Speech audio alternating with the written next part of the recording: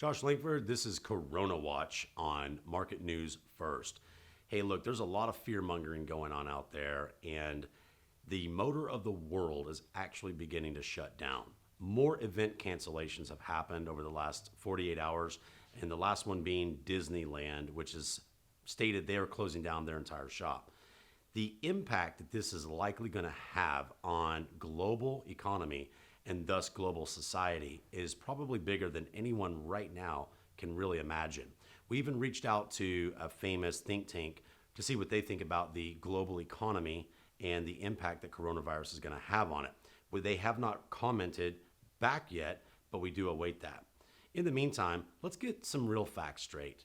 This is not a new disease. I know everybody wants to treat it like it's brand new, but this is COVID-19. And in a tasteless joke, someone told me today that the reason it's called COVID-19 is because there's 18 other versions of them, which is actually true. More important is, right now, by the numbers, here's what we're looking at globally. The total confirmed cases around the planet in all countries as of publishing is 127,863 confirmed cases. Now, there's probably many, many more out there carrying it, but here's another number. There's been 4,718 deaths compared to the recoveries. So Johns Hopkins is actually running data and monitoring this. Let's look at the positive side before the whole world shuts down for real. 68,310 people have actually recovered from it. Considering that there's 127,000 cases and 68,000 people have recovered, this is a positive sign. Percentage-wise, you're talking about really less than 4%. When you look at the common flu that in 2018 killed 79,400 people, that's the actual deaths caused by the flu. But there were 650,000 hospitalizations and over 4 million people that were extremely ill from it. Coronavirus is just a new addition to all of the many that have come before it, yet the frenzy because of social media and sensationalism is driving people wild. But here's the warning. Don't change your lifestyle up too much. Am I suggesting shaking everybody's hand? No. In fact, if you look over here, a man in Jamaica is selling masks. And not only is he selling masks, everybody's touching them, which if one of those people are infected, now all those masks are infected, and it's a bet that all those people that put the mask on are going to be infected, especially since coronavirus attacks the lungs. So let's all perhaps begin bowing, but let's stop not doing our day.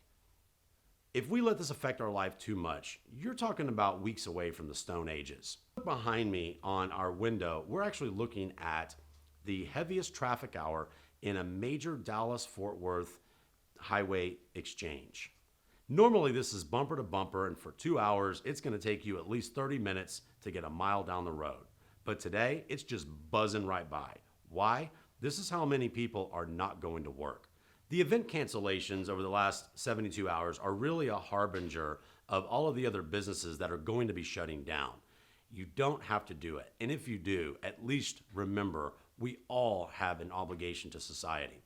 Otherwise, we are going to be dependent on the government to feed us, house us, and clothe us. Josh, you're a little crazy. I don't think so.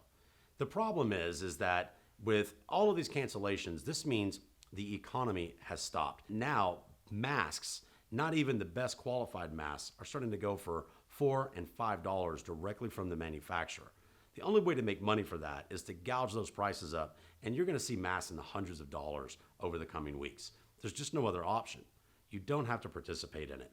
There are other solutions and other ways to protect yourself, and maybe it even starts with a simple bow in your greeting.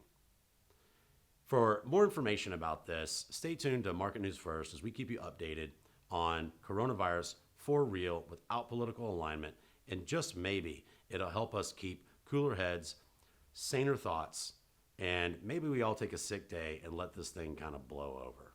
Josh Lang for Market News First, MN1.com. Be truly informed.